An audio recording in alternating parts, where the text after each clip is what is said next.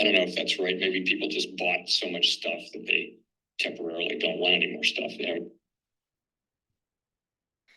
Always love listening to Jerome Powell saying that. Welcome everyone, Happy New Year. We're gonna dive in weekly datas and have a look to the FOMC minute this week.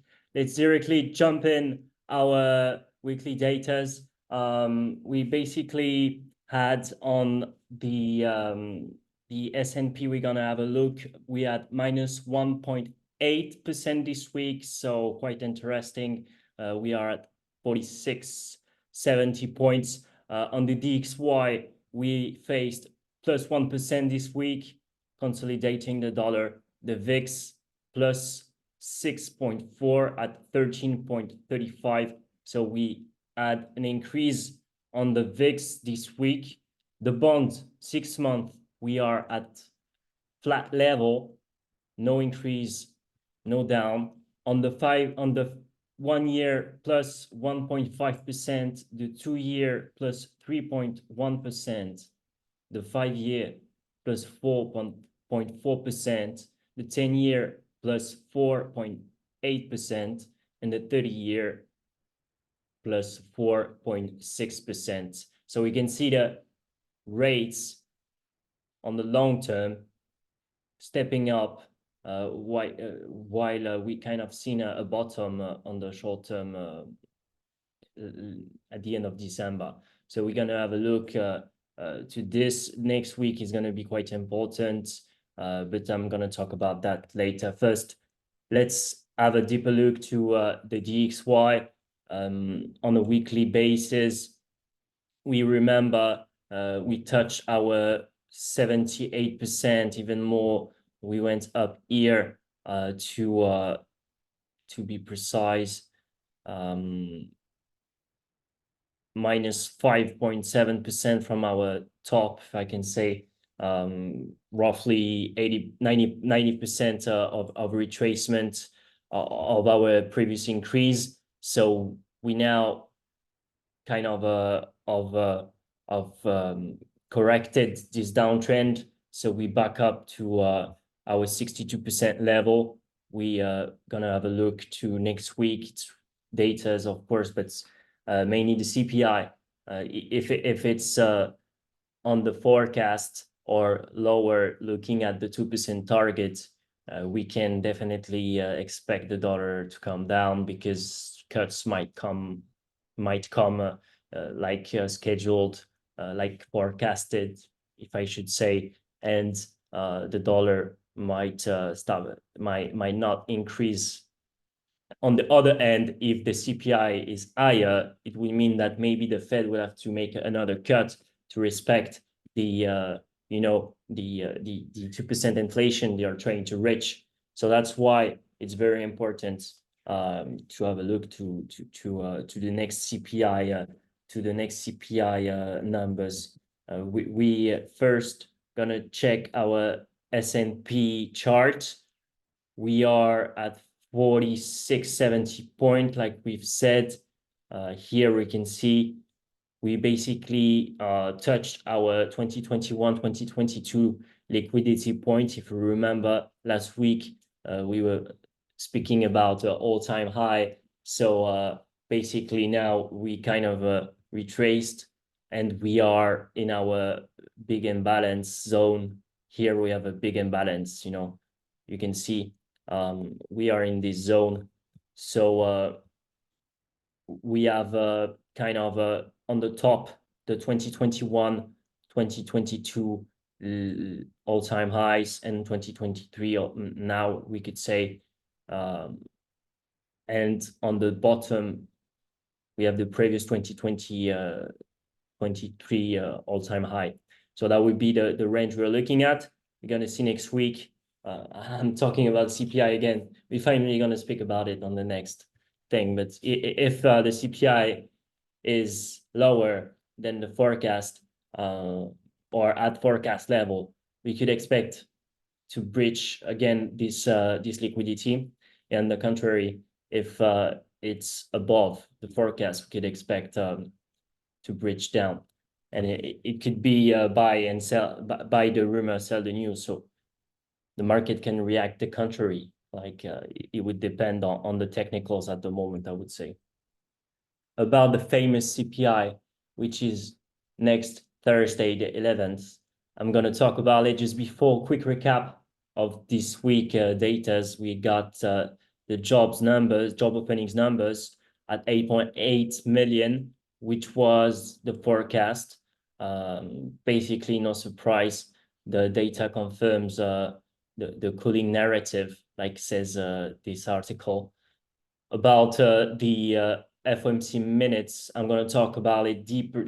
I'm going to dive in at the end of this video, so make sure to stay. It's very important to have a look to this to understand the situation we're in. The NFP was higher than the forecast at 160K, while the forecast was 120. The unemployment claims, we also had less than forecast. On the earnings, we are above 30% above the forecast at 0.4. And the NFP, yeah, it's here. Sorry, I've said the wrong number before. The NFP is here on Friday. So it was 216K, while the forecast was 168K. And the unemployment rate basically 0.1% below the forecast. So quite a normal, if we can say. Basically, the main thing I want to emphasize is the CPI on next Thursday, the 11th. So the forecast is at 3.2%. The market is really looking at this, since this will kind of give the trend for the next weeks, if not the next months, if not the whole semester or the year of 2024. Because the inflation, if it comes down, the Fed might start cutting rates, such as expected and forecast by the market. Okay, so on the 12th, we have PPI numbers, producer price, and basically the unemployment claims also on Thursday. But CPI will be the main data we'll be waiting for this next week. On the rates, we are almost sure of no change for our next FOMC on the 31st of January, 24 days from now. We are basically for March at 34% chance of no change and 62% change of a cut to 5.25% level. It's actually less than previous week, where we were at 73%. And in May, you can check the highest probability is it 2 cuts, or so we are here at the moment. It would mean being here. This is where the probability is the highest. So would mean 2 cuts, one in March, one in May, and in June, it's also at 4.5 to 4.75. So that would mean one more cut, 3 cuts in a row, and that would lead July.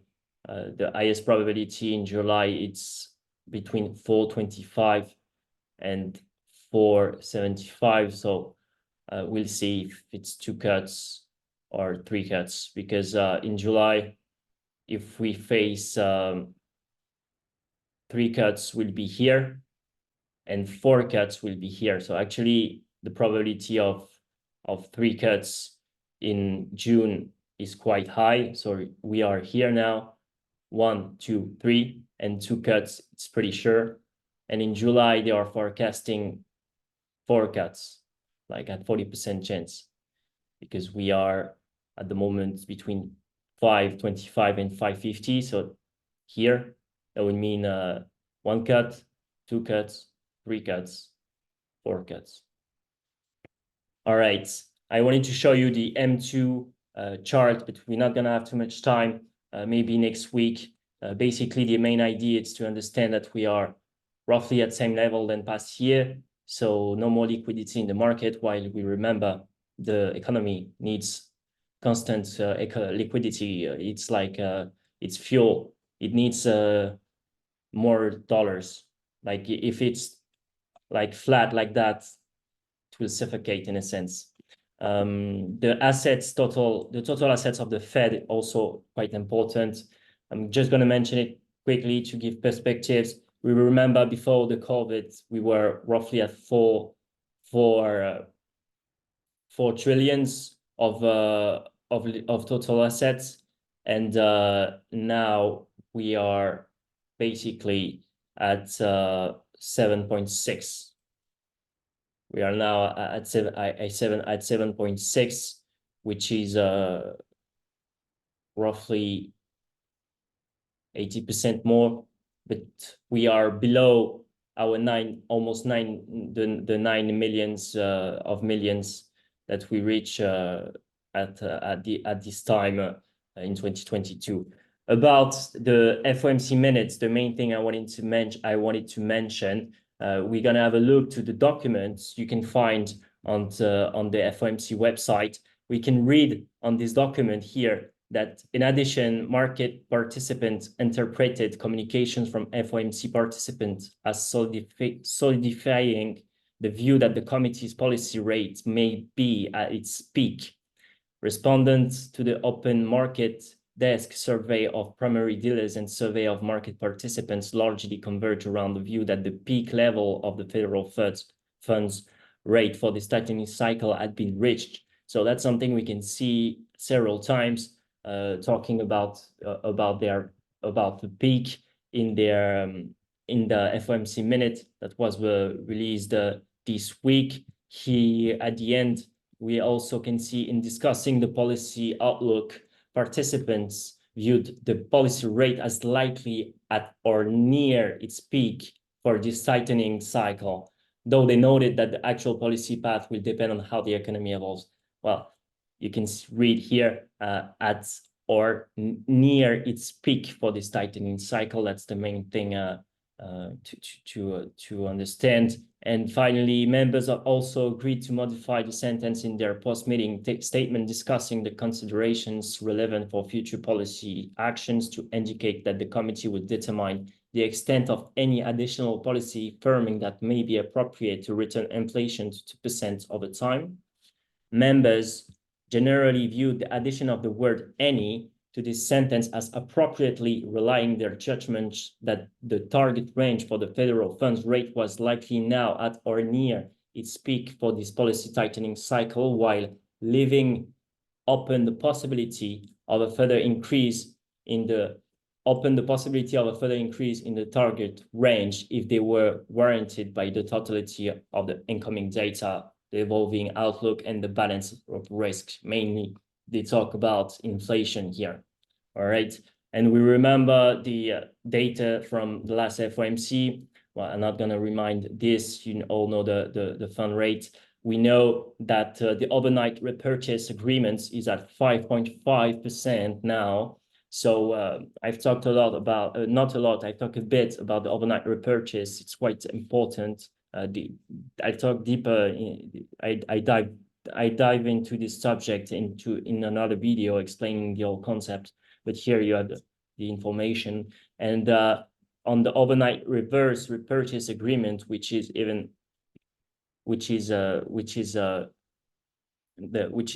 very important, we can see that basically it's 5.3% and with a per counterparty limit of 160 billion per day. We are still tightening 60 billion per month while purchasing 35 billion. So that's a net tightening.